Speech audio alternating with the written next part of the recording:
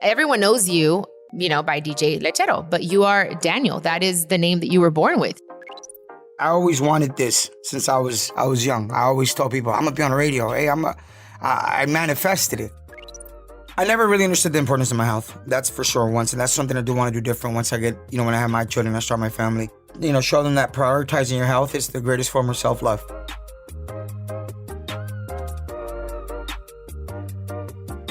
Hello. Welcome to this week's episode of Chiquis and Chill. I am so happy you are all here.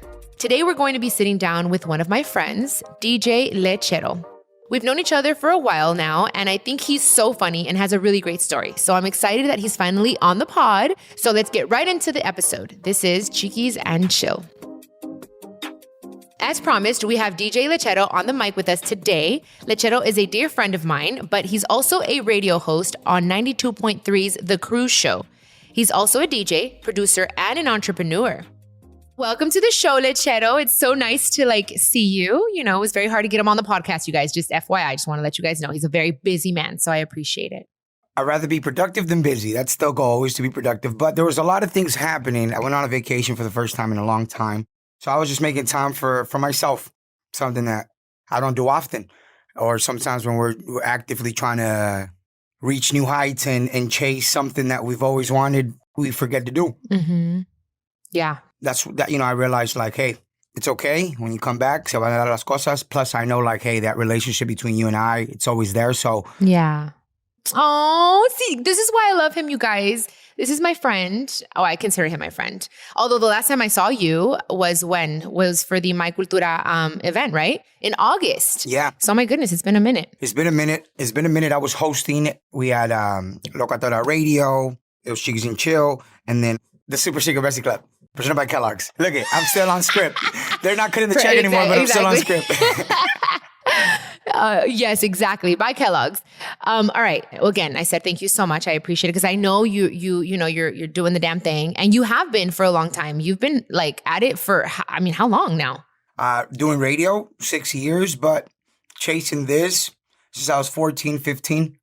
I remember 14, 15. I just had that dream of being a famous DJ and being on the radio. It's I don't know, it's weird, but I always wanted this since I was young. I always told people, I'm gonna be on the radio. Hey, I manifested it, which is weird. I worked for it too, but it's been a long time coming, and I'm finally soaking in my new reality that I'm here, and I belong. Yes, and I belong, absolutely. And it took a long time to be, get to the state of mind, but poco a poco, todo pasa por algo. Mm-hmm. I'm happy to be here. I'm blessed to be here. Yes, amen. Amen to that. And everyone knows you by DJ Lechero, but you are Daniel. That is the name that you were born with. So what's the difference between Daniel? Do you say Daniel or Daniel? It doesn't matter. The people closest to me, they call me Dani. My mom. Oh, Dani. okay, Dani. Hey, Dani. Pues ya te voy a decir Dani. Right? But yeah, no, I think Daniel... I don't know. I've never thought about this. If there's a difference, but if there was a difference, I don't know. I would say no. But if I have to sit down and give you an answer right now, and look at it closely, like they say on Food's Gone Wild, I would say Daniel was always trying to be and is always trying to be the man of the house and provide for his family, his loved ones, and Lechero was like a persona, not a persona, but with Leche, I always try to define the odds, and the nickname stemmed from people bullying me, Oh, really? I was going to ask you that. It was middle school. I was a chubby kid. I had man boobs, and they're like, oh, this fool probably got milk in his boobs, so they called me the milkman. And when I started DJing, I'm like, well, everybody would call me Lechero. I was like, well, I'm the same guy. But I guess I always wanted to be cool and but never switch up. Mm-hmm. So I guess I don't know. I guess with Lechero, I'm defying the odds and in my head, I guess, Is it an alter ego sort of thing where it's No, I don't know. There's other projects where I do channel different kind of personalities that I might have. I don't know if that even sounds weird to say, but I think we all have layers to ourselves, Absolutely. Yeah, for sure. I've been figuring that out. But artistically, I've been wanting to express that and see where those different layers of me can take me. Yeah. So, I'm working on different projects where I'm wearing a mask. People are not going to know it's me. Mm-hmm. It's really me and embodying someone that I know is inside of me. Yeah. But I don't know. I think Leche and Danny are the same guy. Okay. But there's definitely different layers to me. Yeah, I'm weird. I'm complex. I get it because I have Chiquis and I have Janae. You know what I mean? Like, it took me a while to understand. I was like, okay, Janae is the hippie. Janae is the one that wants to stay home. She's more introverted, but Chiquis has to be extroverted. So it was like in a way of like me separating the two kind of helped me with protecting Janae and my wants. Yeah. And sometimes I'm like, okay, right now I'm Janae. I'm going to put Chiquis away right now, you know, and I'm just going to be everything that I am. And sometimes not that I don't show that to the world, but I keep it very sacred. And then Chiquis is the glitz and the glam and the extensions and the, you know, right now you're talking to Janae, but it's Chiquis and Chill. Yeah. You feel me? So it's like, I get it. It's the same person, but in a way in my mind, it helps me just protect one from the other, if that makes sense, you know? That's a great way of feeling it. Yeah, for sure. Definitely. I understand completely what you're saying. And it's not to even say like Lechero or Chiquis are the brand, because it kind of sounds cliche to say that, you know? Yeah. But I get you. Like, it's like, oh, well, that's the brand. Like, you know? But I get what you're saying though. Yeah, for sure. I don't know. Lately it's been weird though. Like, because I even come around to family parties and they're starting to treat me a little different. Like I made it and I could feel it. Yeah. But in my head, it's weird because I don't even feel like I'm there. I know exactly what you're talking about. I swear to you. They just it's almost like they see you like you established as well. I don't know. It's weird. Yeah. It's weird. Yeah. And I don't know how it makes me feel. I just know it's like, I just feel the energy. But the good thing is that your feet are on the ground. You feel me? Where it's like, I like to be that way where I'm like, when people are like, hey, you have no idea, you know, who you are. And I'm like, well, I'm just me. Like, what are you talking about? Like, I sometimes forget. I'll go somewhere. I'm like, oh shit, why are they? Oh, wow. Yeah, they're staring because I come on TV, you know, I sing or whatever. Yeah. So it's the craziest thing, but I totally get it. I did notice, because you FaceTimed me before with your mom. Yeah. You guys have a very close relationship, huh? I think so. I try to. You know, I grew up with a single mom for the most part. So, like, yeah, it's a very honest, very transparent relationship. I've never lied to my mom consciously, like lied or like try to hid something. I'm never. Are you the oldest? I am the oldest.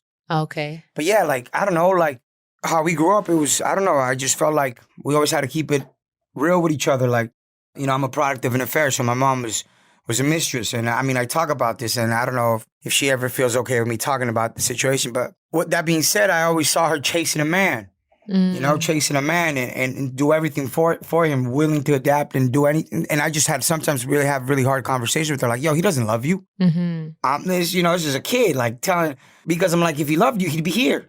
Like, he wouldn't be with his other family. Yeah. You would have to be moving to Texas just to be closer to the border so he could see you when he's, you know, making trips to buy cars in the U.S. and take them back there. Like, she was ready at any given time just to be close to this man. So I don't know, like, we just always had this very brutal, just kind of keep it a buck attitude with each other. Because I just felt like, yo, that's all we have. Yeah. How many siblings do you have? It's me and my sister. Okay. And then I have half brothers, half sisters. I don't speak to them. Not that I don't want to, or not that I never wanted to. I remember in my dad's deathbed, I met them for the first time. I was 16, and I told them, like, hey, you know, we're technically brothers and sisters. If you guys ever want to communicate, I'm here. Like, that was my attitude. That was my mindset at 16. And I remember his wife was like, I hope I never see the day for that to happen. I'll never forget that. Oh, shoot. But yeah, I don't communicate with them. I don't know them.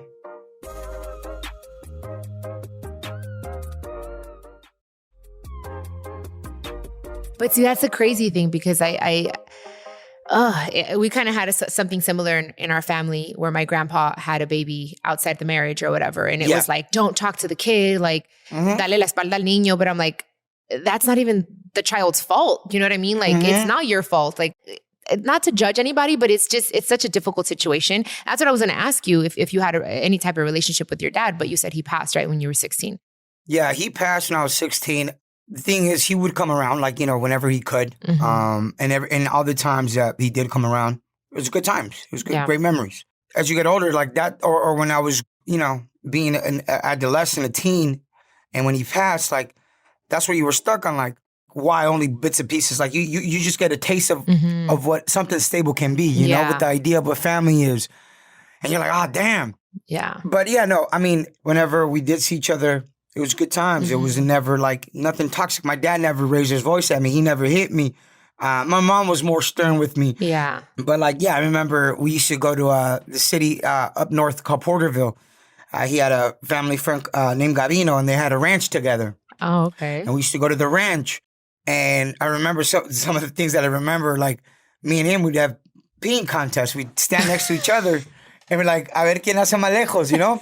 So we'd just be, obviously he'd win all the time, but you know, so it was good. It was never like a toxic relationship, but just the situation wasn't ideal, but we made it work. I did hate him for a bit. I had a lot of resentment towards him. Just because I would see what my mom was going through. Mm-hmm. And then... So she maintained a relationship with him throughout the years? Like tried? Yeah. Oh, shit. For sure. She did everything. Mm-hmm. Even that now, like I see how I am when it comes to like, building relationships or like when you have a mother that does so much, it's like, it's not like you compare a woman to your mom by any means, but you also want to see like, I want my future life partner to be built tough, dog. Yeah. Because for sure. Like, not that I plan on dipping, but like if I pass away, if something happens, like at least I want to know that my child, our children, our family, they gonna have a warrior, dog. Yeah, for sure. So like, it's not like no busco flaws, no busco, pero I don't know. Sometimes I do appreciate some alpha energy in a female. Yeah. Like, you'll go get it. You don't wait. Like, let's go. You make something happen out of nothing. I appreciate that. I respect that. It turns me on. Nice. But my mom did everything she could. Now that I look back, and she did everything she could. And I also try and see things from my dad's perspective. He was broken as well, and he thought love, he could find it everywhere, and he was a mess, so he ended up creating more messes, but who am I to judge, It's up to me to change those cycles. Exactly. It's up to me. Whatever happened. Yeah, I might be dealing with some of the things of those situations, but that's fine. I also decide the outcome, Absolutely. It's up to me. Yeah. So that's where I'm at now in life. Like I don't know. I do feel finally, like I was telling you, I finally feel like I'm somewhat established. The things that I've done are no longer an accident. Like I belong here. Mm-hmm. So once you get to a certain place, and I'm sure you've been there as well, you realize like the things you were chasing, and you feel like you made it. Like then you really got time to look into yourself, and then that's when you look and realize like, oh shoot, I got a lot of work to do inside. Mm-hmm. Like for like sure, that European car ain't gonna fix nothing. Me living in a nice apartment don't mean nothing if me, my mom, and my sister don't have good communication. Yeah. And it's not that we don't talk, but we're not able to express our feelings to one another. And you know what I'm saying? You realize like a lot of the things that you were chasing, they're nice, but they're not the most important. Right. It's getting your priorities straight, which is important. And I always felt like I had my priorities straight because what drove me to that was to be the man of the house. I remember, I'm telling you. And it's just something that I always played in the back of my head, like, why I operate or function certain ways. Like, I'm very, like, work. Because like at 16, when my dad passed, right, in his deathbed, I told him, hey, don't worry about it. I'm going to take care of my mom and my sister at 16. I don't know what kind of pressure that meant for me. But in the back of my head, I equated the man of the house was the breadwinner. And man, if you made a lot of money, you could pay the bills. And if you pay the bills, you're the man of the house. You realize that once you make that money and you chase and to me, like my dreams are going to pay me out. Like if I'm going to be a famous DJ, I'm going to get cashed out. If I'm going to be on the radio, I'm going to make a lot of money. So that was like my driving force. Reach your dreams, because with those dreams will possibly come financial stability. And with that financial stability, you finally get to become the man of the house. The thing you promised your dad on his deathbed. And again, you reach that, and then you realize the man of the house ain't just providing financially. The man of the house is also, you're supposed to lead. You're supposed to be able to communicate. Exactly. You should be emotionally aware and intelligent. So that's where I'm at. I'm still trying to be the man of the house. I'm still trying to be the man. I'm 32. 32. Okay. Nice. I just turned 32. Ya estoy viejito un poquito, but Ay, ¿cuál viejito? I didn't get to this state of mind till 30. You know what I'm saying? So it's still 2 years of, after kind of like losing the weight también, like that's when I also had to focus up here. You know, physically, okay, that's one thing. Cool, you're set. You've lost what, 150? Around 150 or how? Yeah, 150, 160. I me quedo, which I mean I'm grateful for. Oh my goodness! And what caused the change? Like what was it that clicked in your mind? There was career. Mm-hmm. It was all right. Lechero, you finally feel established. I felt established with radio, right? What did you put on hold? I put on hold my DJ career, my music career, things, So, okay, what are we doing? Let's get back to it. If you really want to do that, you have to be in shape. I told myself, you got to be in shape. If you want to be touring, you got to be healthy. Because being on stage for an hour, you got to be in shape or else you're going to be winded. Right. I remember I was performing Cuatro Tacos when it first popped off. Oh, no, it was a minute and a half long. And I was winded. I was performing a minute and 30. I'm like, look, Leche, if you want to be jumping up and down in Vegas and at EDC and at Ultra, you got to be in shape. If you want to be touring nonstop, you got to be in shape. You got to be able to fit in an airplane. I remember one time on a work trip, we were going to Vegas, and I had to add for an extender for the airplane. That was embarrassing. But it was career. It was career. Like, yo, if you want that Ferrari, you got to be able to fit in one. Yeah. Like, I'll never forget.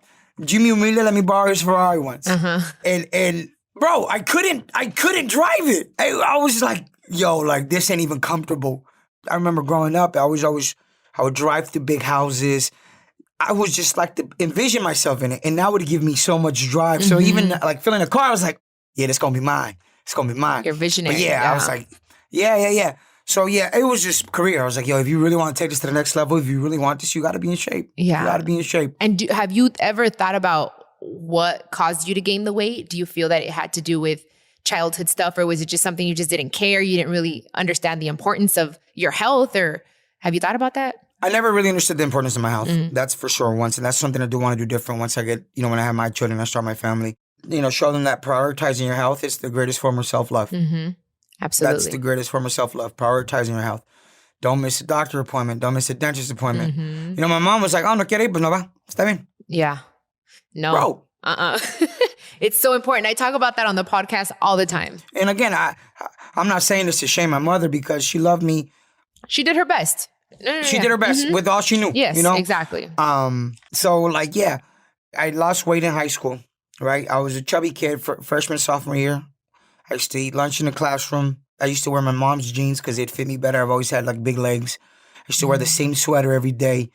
I was a loner. I really was a loner. Like not even the nerds would talk to me. Oh, so you spent a lot of time alone. Alone. From the outside looking in, or at least thinking, what would it be like to be on the other side, like being cool. I lost weight, right? And then girls started thinking I was cute. I joined the soccer team. I started playing soccer. And it was different. And I realized how people treat you different based on what you look. So I learned very, very, very young. But, after that, after high school, I graduated high school when I was 16. When I graduated high school, like my friends were 18. They were off to college. Me, I was still like, I told my mom, I want to be a DJ. I want to be on the radio. Like, she's like, no, bueno, eso no es una carrera bien. Escoge algo. I was like, well, give me the summer off and then I'll figure out what I'm going to do. Why did you finish school so early? You were just that smart or what? I mean, I was smart. I was 4.0. Wow. Got straight A's. Damn, that's dope. I was really a nerd. I really love school. Like one thing I think about all the time is like, man, I know I could have had my bachelor's by now if I just never went to college because I was scared. I didn't want to get in debt. By the time I was 14, my mom was bankrupt. So I was so traumatized, credit cards and just debt. The word debt was like, it was so like it, so I was like, why am I going to go to college and then pay so much money? And then what if I don't even get to the job that I studied for? And at the time they were 16, my dad just passed away. I'm graduating. I'm like, well, I'm just going to have to start helping the house. So it was always your focal point was I want to be a DJ, and you just didn't steer from that. It was what it was. Nah, yeah. I was like, I wanted to be a DJ and I wanted to be in music. So at the time I was DJing on the weekends. I had a hip hop blog. I had an EDM blog. Oh, wow. I've always just trying to figure out a way. Like I was doing graphic design. Like I had so many jobs in between. The focus was always like music and DJ. Music and DJ and radio. But I think what helped me gain weight or what the reason behind that was just kind of like, I remember todo como que todo se me juntó. My dad passed away. I was stern with my mother about what I wanted to do in my life. And when I told her like, yeah, I don't want to go to school. I want to be a DJ.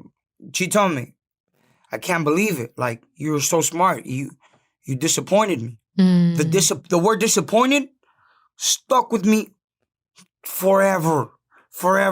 Yeah. I probably put on like 15, 20 pounds and people would see me in the street and they always just tell me, hey, dude, what's going on? What's happening? You're letting yourself go. Because they had known me as a chubby kid that lost weight and I was starting to gain a little bit more weight. So that traumatized me. I didn't leave my room for a year. Oh, shit. Shut up. Bro, my mom thought I was going to kill myself. Like, I was just processing everything. Yeah. Like, from like 16 to 17, like, bro, it'd be rare for me to leave my room. Like, it'd be rare. I'd just stay in my room.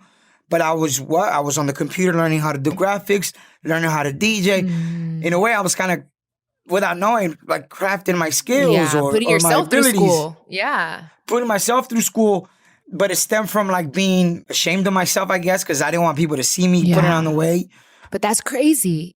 You're going through, like, a depression.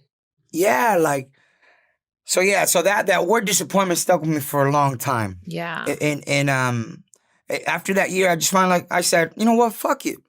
So what if I'm fat again? I'm still the same guy. I'm still cool. I'm still funny. I'm still cool. So I rolled with the punch. I said, that's fine. That's cool. But DJing late at night, coming home and eating late, like that, just one thing led to another, right? So I just gradually started gaining weight. And then about when I was 22, I'm like, or 21, 22, I was like, yo, this shit ain't working out for me. This DJ stuff's not working out for me. I'm like, I got to change my name or something. Because like I felt like people were just kind of like following me to be nosy to see what I'm doing with my life. Not because they believed in my vision, not because they were fans per se. Like, I get you. You could always, at least for me, intercept the kind of energy people see you as. I was just like, okay, well, back to the drawing board. So what am I doing? I got on the computer. I started studying music. I'm like, fuck LA. I didn't want to deal with the promoters. They're fucking paying you shit and they expect you to. I was like, nah, I'm thinking worldwide. I always want worldwide. In my head, I'm always like, I'm meant to be everywhere. And I stumbled upon this genre called minimal techno and progressive trance. And I ended up changing my name. Changed my name to Jack the Soul. I took French in high school, so I always had like this thing for France and shit. My sister's name is Jacqueline, right? So Shaq, that was the first name of the name. My mom's name is Alma, so Soul, and then my name's Daniel. So Shaq, instead of THE, it's DA, so it was Shaq the Soul. So I started making these mixes. Long story short, started making these mixes on SoundCloud. The first mix I make, it goes viral. But what I did in this mix was, in between songs, I was talking in English, Spanish, and French. Why? Because I'm like, I can get a bigger audience. I paid for a pro account. I started looking at the analytics, the countries that I was hitting. Oh, okay, all the countries in Europe are popping. I'm uploading these mixes at 3 a.m. Why? Because it's at 9-hour difference. It's noon in Europe. And that's the time it was getting the most traffic. So when I was doing that allowed all these mixes to be on the top charts of SoundCloud for that genre. In a year, I got to 10,000 followers on SoundCloud, and a group of guys messaged me, and they're like, hey, we're starting an agency, and we want to sign you and fly you out to Paris, and we want to book you. We'll get you a place to live with us. Are you down? At the time, I was working at Buffalo Wild Wings. I was a cook and a server. And I was like, fuck, well, if I go, like, I'm going to come back and I'm not going to have a job. Like, I knew I was going to go make millions. I knew I was going to go chase my dream, right? So I just told my boss, I was like, hey, dude, like, can you? Like, he's like, creamy, go. When you come back, you have your job. Wow. I was like, fuck. So I go, whatever, right? First show, I sell it out. 100 tickets, sold out. I sold 100 tickets in the middle of fucking in Paris. Dude. A kid, no manager, no. I'm like, what the fuck? Like, I got friends here now. Like, even if I'm DJing and add them on the list, not even 10 of them will show up. And that's free, comp bottles. It's like, what the fuck? Now that I look at it now, it's like, dude, like those situations now make me realize the things that I was doing before were monumental. A group of 6 people took a 3-hour train ride to see my debut in Paris. Dude. It was a 6-hour, it was crazy. They asked for autographs. They asked everything I ever wanted happened in that trip. Like, I realized, like, what the fuck, right? Whatever. I had another show. The line was along the line. I had a security guard walking with me. It was the craziest shit ever. Like, walking me up to the venue. Like, I'm like, no, this is nuts. Yeah. This is nuts. I feel like Chiquis. It's crazy. Shut up. And then I had a group of fans that went to the first show they told me, hey, we're having a barbecue. Do you mind DJing it? I'm like, of course. Like, I'll do it. I'm like, dude, I got fans and fucking friends. I took the train and I went to the barbecue. It was 5 people. But there I was. I DJed. I was, I ended up going to the restroom. Long story short, I go number 2. I'm 23 at this point. I go number 2 and there's blood in my stool. Oh, shit. And I'm like, what the fuck? My dad died from cancer, stomach cancer. So I remember when I go to the restroom, I'm like what the? I jump on Google and it says signs of cancer. I panic. I fucking panic. I just booked the next flight. I'm like, if I'm dying, I'm gonna die next to my family. I swear to God. Oh, fuck. Anyways, I come back. I'm fucking scared. I got in a headspace to where I'm dying. I'm gonna die. So what did I do? I'm like, well, I'm gonna live life every day to the fullest. I'm just gonna eat. I'm gonna eat whatever I want. Todos modos me voy a morir. So did you ever check what it was? Or was it just a hemorrhoid? It ended up being just a hemorrhoid, but I didn't thank check. Goodness. Okay. Yeah, I didn't check till I started the weight loss thing. Okay. Like recent. Because I'm like, bro, I was losing weight so fast. Something's up. Something's up. Something's up. Because from time to time, I mean, you know, it would bleed.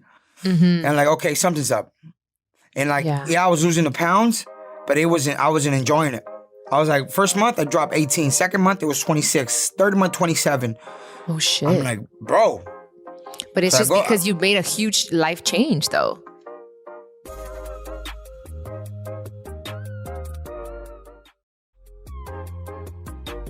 Pero ya todo bien? You're good? You're healthy? Yeah, I went to the gastro. I'm like, yo, I got to check because I'm not, this is not even feeling good. Yeah. I go, gastro sticks a thumb up my butt. You know, he checks. And he's like, yo, it's just hemorrhoids. I'm like, okay, wow. good. I was so relieved. But yes, look, if you're listening, go get checked. Ever since I committed to losing weight and improving my health, like that's always been a focal point. I always tell them, I'm like, you girls, go get your pap smears, go get your boobies checked. Like, yeah, for sure. It's not a sexy thing to talk about, but it is what has to happen. It's real. It's real. It's some real shit. So, especially I think in our culture, like, you know, us men were like, nah. My dad knew he had cancer, but never told us. Why? Because he didn't want to worry anybody. Yeah, man, there's so much to talk about. I know 45 minutes ain't enough. I know, but I have one question though. Talk to me. Okay, one thing that I was blown away with, you guys, when I thought, I don't know, I mean, I thought you drank tequila. I thought you probably smoked a little bit of herb, but you don't do any of that, huh? You're not a big drinker. You drink, one thing, you don't even really drink coffee, I hear. He made me this delicious green tea. Yeah. So it's like, you're more of a tea guy. You always have your water with you. Like, you're pretty healthy. I try to be. I do drink and I do smoke from time to time now. But I mean, I didn't drink till I was very little. First time I drank, I was 25. First time I smoked weed was 26, and I only smoked because at the time I was you know, my girlfriend, she was a big smoker, and I always had this like, she's a pirate, like she for the streets, you know. I always had that attitude, but you know, she was a great woman, you know, and I'm like, what if I'm just being close-minded? Yeah, like nah, stereotyping. She never made me smoke. I smoked because she told me it calms my anxiety, relaxes me. So I smoked and I realized like, yo, it does calm you down. Does it make you hungry? It does make you hungry. That's why I also don't smoke because I don't want to get hungry. It gives you the munchies. Same you know here. What I'm saying? That's why I was like, I'll smoke to like relax, but then no one can stop me. I will eat everything in my way. It's bad. So yeah. But yeah, no, I try and limit it. Like I can go out and not drink. It's not like you need it to have fun. I don't at all. Yeah. At all. You're just such a happy, like... People meet me and they think I'm on cocaine. That's how hyper I am when they meet me. Like, you coked out. Like, and that's just something that... You've always been like that. Even when you... Before losing weight, right? Like, no, never. I've never done coke. I'm not a big drug person. Like, I'm not. I kind of judge people that do drugs sometimes. I'll be honest. And I shouldn't judge. But I'm like, nah, life is much more beautiful than that. Like... Yeah. I don't know. I just feel like it's an escape sometimes. People like, fuck, I know life is hard, but they use it for the wrong reason. Some people, you feel me? I get it. The psychedelic things, and I might sound ignorant now for people like that are into the psychedelics and are defending. I don't know. I'm completely ignorant to all of this stuff, but I don't know. I refrain from any kind of substance. I try not to. The most I'll do is herb and a little bit of drink. Nice. Like, that's it. Especially when I'm DJing. I also like to be focused. Like, I want to know what I'm doing. Yeah. And then what you feel after the next day, you know what I mean? Like my long-term goal is not to drink alcohol. Like, cause I love tequila. That's something I love, but I'm not like an alcoholic, but I will get on stage and I'll drink. The whole thing is like part of the show, but I do want to live a life where I'm completely like clean. You know what I mean? Like that's like, I admire people like that. So it's like, that's something I really, really want to work on. I'm thinking for next year, a ver qué pasa, but yeah, I'm like 90. Yeah, I would say like 90-10 for sure. Like I do have a routine too. Like if I drink, it's either Friday or Saturday. And that's if I drink a Friday, I won't drink Saturday. Okay. So you're disciplined. I'm also disciplined in that regard. Yeah. And it's like 1, 2, that's it. But that's if, like, other than that, like, I try not to because it could be an expensive habit as well. It's very true. And before you go, Leche, Danny, can you share your social media handles for those of you that may not follow him? Please follow him. He's a great dude. So again, thank you for being on. So yeah, share your socials. Okay, before I go, I do want to say I want this to be a part 2 because I didn't feel like we talked enough. I also want to get to know you. Okay. So this is the teaser. We're just going to be a part 2. I had to get to work, so that's why we kind of short.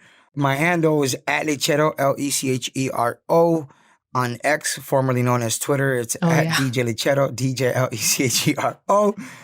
TikTok, I don't really use it. My job made me make one so I could be more popping.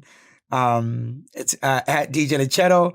Threads is Lechero's the same thing as Instagram. What else do I have? I'm on Bigo now. They're paying me to broadcast live. It's a little campaign I'm doing, so follow me on Bigo. And you're also a producer now, huh? I hear? Producer. I also have like a influencer marketing agency that I just kicked off. It's called Sponsored Post. I'm launching a tea company. I'm doing a lot of stuff, but I don't really like to talk about it. You're doing tea? I like to do it first and then talk about it, you know? But I love it. I feel you. So, okay, we'll leave that for part 2. Part two. But that's awesome. I'm going to get you on a campaign. Yes. You send me the invoice and you let me know how much it's going to cost to put that pretty face on with my tea. Oh, don't even trip. Porque tú vendes, Chiquis. Chiquis vende, homie.